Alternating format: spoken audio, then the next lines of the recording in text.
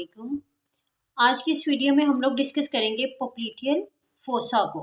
सबसे पहले तो फोसा, फोसा किसे कहते हैं? फोसा होता है हमारे पास कोई भी डिप्रेशन, किसी भी डिप्रेशन को आप क्या कहोगे?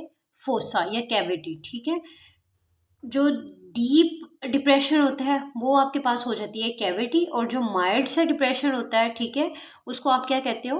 फोसा। पोप्लीटियल फोसा क्या है? पोप्लीटियल फोसा बिल्कुल क्यूबिटल फोसा की तरह है। ठीक है, जैसे आपके बाजू में एक ज़रा सा डिप्रेशन था जिसको आप लोग क्यूबिटल फोसा कहते थे, ऐसे ही आपकी टांग में भी, आपकी नी की जॉइंट की बैक साइड पे या नी की बैक साइड पे आपकी क्या है? पोप्लीटियल फोसा। ठीक है, तो पहले तो हम लोग इसका इंट्रोडक्शन लिखेंगे कि ये है क्या, ये इसकी लोकेशन क्या है। It is an intermuscular space lying on the back of, कहाँ पे पड़ा हुआ है ये? on the back of knee joint। आप कह सकते हो on the back of knee joint, या आप कह सकते हो the lower 1/3 of thigh। on the back of knee joint या फिर lower 1/3 of thigh। ठीक है, ये आपके पास कौन सी हेडिंग थी? साइट। ठीक हो गया। उसके बाद आपके पास आ जाती है इसकी शेप। ठीक है, इसकी शेप क्या है? जो पोप्लीटियल फोसा है ना, ये आपका है डायमंड शेप। ठीक है, डायमंड शेप। डायमंड की आपको पता है क्या होते हैं? 4 बॉर्डर्स होते हैं और 4 ही एंगल्स होते हैं। तो बिल्कुल उसकी तरह ही आपके पोप्लीटियल फोसा के भी 4 बॉर्डर्स हैं और 4 ही एंगल्स हैं। अब हम लोग डिस्कस करेंगे इसकी बाउंड्रीज के बारे में। ठीक है, इसकी जो अपर लेटरल बॉर्डर है ना, इसका बॉर्डर जो है अपर, 4 बॉर्डर्स कहे थे ना, अपर लेटरल बॉर्डर, अपर लेटरल बॉर्डर, उसके अलावा क्या आ जाएगा? अपर मीडियल बॉर्डर, मीडियल बॉर्डर। फिर आपके पास क्या आ जाएगा? लोअर लेटरल बॉर्डर और लोअर मीडियल बॉर्डर। ठीक हो गया। अब हम लोग डिस्कस करते हैं कि कौन सा मसल कौन सा बॉर्डर बनाता है। जो आपका अपर लेटरल बॉर्डर है ना, ये आपका बनाता है बाइसेप फीमोरिस। ठीक हो गया। जो आपका अपर मीडियल बॉर्डर है ना, ये आपके 2 मसल्स बनाते हैं, semimembranosus, semimembranosus muscle, semitendinosus muscle. जो सेमी मेम्ब्रेनोसिस है ना, ये आपका सेमी मेम्ब्रेनोसिस, ये आपका बड़ा मसल होता है, चौड़ा मसल होता है। इसके ऊपर बारीक सा टेंडन आ रहा होता है, किसका? या बारीक सा पतला सा मसल, ऐसे लग रहा होता है किसी मसल का बारीक सा टेंडन है, वो आपके पास कौन सा होता है? Semitendinosus. अब आपके पास आ जाता है जी lower lateral border. Lower lateral border भी अगेन आपके पास 2 मसल्स मिलके बना रहे होते हैं। कौन कौन से? Lateral head of gastrocnemius, gastrocnemius, और उसके अलावा आपका बना रहा होता है प्लांटेरिस मसल, प्लांटेरिस मसल। अब जो आपका लोअर मीडियल बॉर्डर है, अगर lower lateral border lateral head of gastrocnemius बना रहा है, तो लोअर मीडियल बॉर्डर कौन बनाएगा? Medial head of gastrocnemius, gastrocnemius. ये मैंने क्या इसके बॉर्डर्स के हवाले से बात की, ये हम लोग इस डायग्राम से क्लियर कर लेते हैं। ये देखिएगा, ये है आपके पास पोप्लीटियल फोसा, उसकी डायग्राम। ठीक है, इस तरह से आपने ड्रॉ करनी है, यूँ, बहुत ही आसान तरीके से, बहुत ही इजी, और बिल्कुल ऐसे। ये देखिए सेंटर में आपका डायमंड सी शेप बन गई है। ठीक है, उसके बाद आपने इस तरह से एक लाइन लगानी है, इधर से इस तरह से एक लाइन लगानी है। ठीक है, इसके ऊपर आपने एक बारीक सी लाइन इस तरह से लगानी है। ठीक हो गया, इसको चाहे आप यूँ कर दो। ठीक है, अब ये जो है ना आपका, मैं लिख दूँ, this is upper lateral border ऐसा ही है ना। ये आपका क्या है, अपर लेटरल बॉर्डर। उसके बाद इस साइड पे आपका जो आ जाता है, this is upper medial border, upper lateral और अपर मीडियल। ये आपका आ जाता है लोअर लेटरल बॉर्डर, और ये आपका आ जाता है लोअर मीडियल बॉर्डर। ठीक हो गया। अब आपके पास ये बॉर्डर, ये क्या चीज़ है, ये लोअर लेटरल बॉर्डर है, तो ये क्या है, लेटरल हेड ऑफ गैस्ट्रोक्नीमियस। ठीक है। ये लोअर मीडियल है, तो ये क्या है, मीडियल हेड ऑफ गैस्ट्रोक्नीमियस। ठीक हो गया। ये आपका अपर लेटरल बॉर्डर है, तो आपने क्या लिखा था, बाइसेप फेमोरिस, तो ये आपका क्या हो गया, बाइसेप फेमोरिस मसल। ठीक हो गया।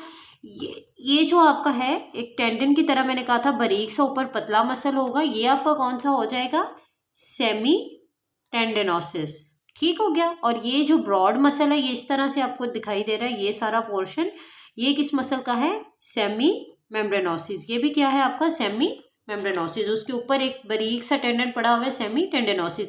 इन मसल के मिलने से ये जो सेंटर में कैविटी सी डिप्रेशन सा बना है, इसको आप क्या कहोगे, ये आपका है डायमंड शेप पोप्लीटियल फोसा। ठीक हो गया। उसके बाद जी हमारे पास नेक्स्ट इसकी कौन सी हेडिंग आ जाएगी, हमारे पास आ जाएगा इसका रूफ कौन बना रहा है। ठीक है, रूफ इसका कौन सी चीजें बना रही हैं, roof is formed by skin, superficial fascia and deep fascia. ठीक हो गया। अब इसके सुपरफिशियल फेशिया के पास कौन कौन सी चीजें आ जाती हैं, इसके पास आ जाता है जी, इसके सुपरफिशियल फेशिया के पास, यहाँ पे मैं आपको ऐसे लिख दूँ, इसके पास आ जाती है आपकी short सेफिनस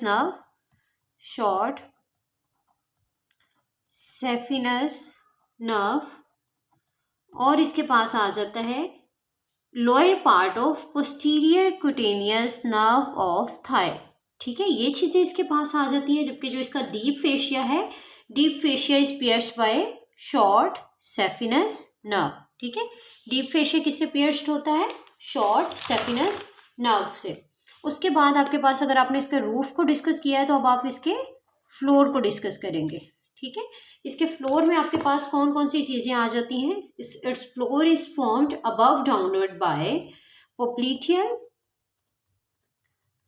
popliteal surface of femur, back of capsule of knee joint। ठीक हो गया, नी जॉइंट के कैप्सूल की बैक से। ठीक है, उसके अलावा आपके पास आ जाता है जी popliteus muscle and its covering fascia. किस तरह से इसका फ्लोर बन रहा है, ये मैं आपको एक डायग्राम से क्लियर करवाती हूँ, ताकि आपको ये बात अच्छे से समझ में आ जाए। ठीक है, ये देखिएगा,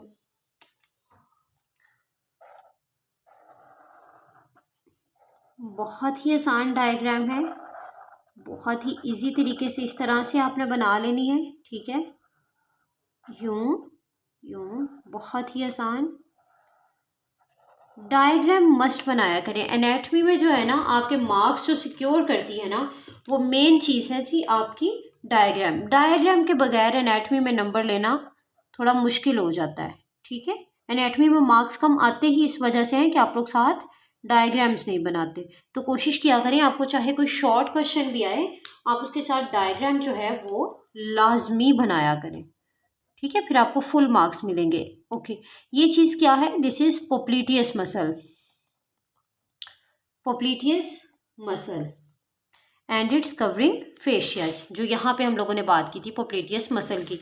उसके अलावा हमारे पास आ जाता है जी, हमने यहाँ पे बात की थी कैप्सूल ऑफ नी जॉइंट, तो this is capsule of knee joint. ठीक हो गया। ये क्या है? ये है जी फीमर की पोप्लीटियल सरफेस। पोप्लीटियल सरफेस। तो जो बात मैंने की, मैंने अपनी डायग्राम से उस बात को क्लियर कर दिया।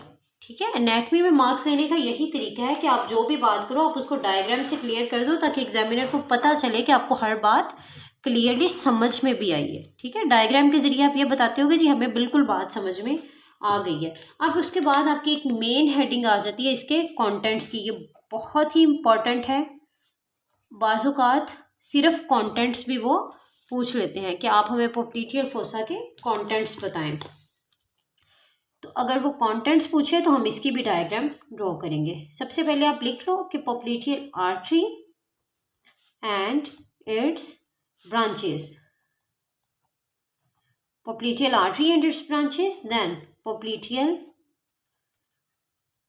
vein and its tributaries। Branches होता है जो एक चीज़ से आगे फर्दर उसकी शाखें निकलती हैं। और ट्राइब्यूटरीज क्या चीज़ होती है? ट्राइब्यूटरीज वो चीज़ होती है जो काफ़ी चीज़ों के मिलने से एक कॉमन चीज़ बन रही हो। जैसा कि ये देखें, ब्रांचेस होती हैं इस तरह से।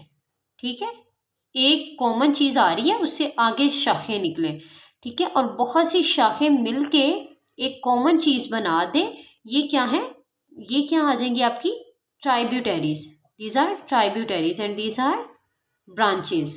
ठीक है, तो ये फ़र्क होता है ट्राइब्यूटरीज और ब्रांचेस में। ये मैं यहाँ पर मेंशन कर देती हूँ कि ये आपकी है ट्राइब्यूटरीज और ये हैं ब्रांचेस।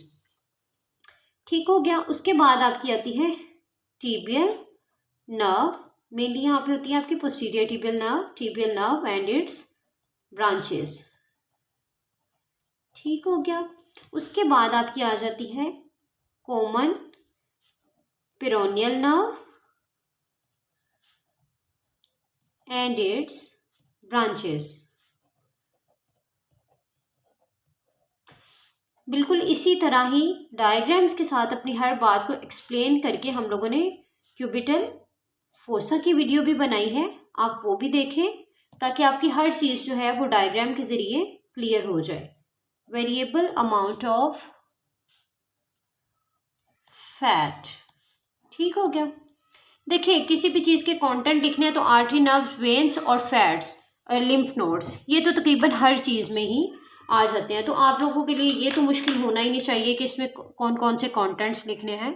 सिर्फ कुछ एक चीज़ें होती हैं जिनमें आपकी कोई नर्व मिसिंग होती है, तो वो एक्सेप्शंस जो हैं वो आप लोगों ने साथ याद कर लेनी है। ठीक है,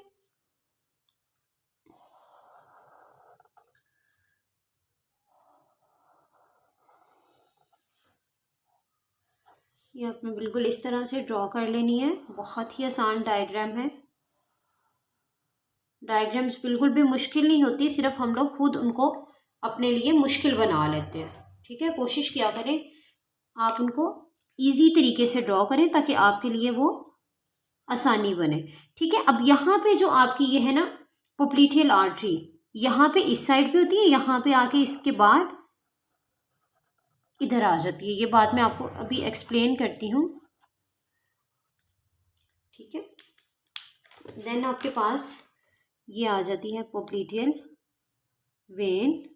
ठीक है, ये यहाँ पे होती है और ये फिर आके इस साइड पे आ जाती है। ठीक हो गया। ये दरमियान में आपके क्या आ जाते हैं? ये आपके फैट्स वगैरह आ जाते हैं। ठीक हो गया। ये आपके आ जाते हैं जी पोप्लीटियल लिम्फ नोड्स। ठीक हो गया। अब मैं इसको मार्क कर दूं। सबसे पहले ये आपके पास क्या आ रही है? यहाँ पे popliteal vein, then popliteal artery, this is tibial nerve, this is common peroneal nerve. ठीक है, उसके बाद ये आपके पास आ जाते हैं जी पोप्लीटियल लिम्फ नोड्स। ठीक है, इनकी अरेंजमेंट किस तरह से होती है ये देखिएगा।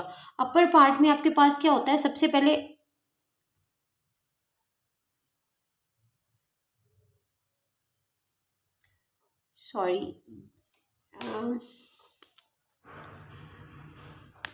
this is artery, this is artery and this is your when.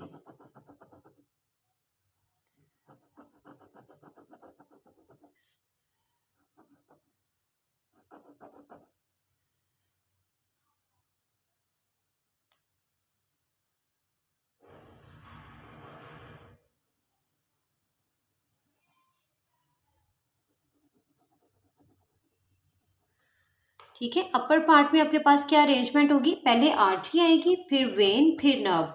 और लोअर पार्ट में क्या होगा, पहले नर्व, फिर वेन, फिर आर्टरी।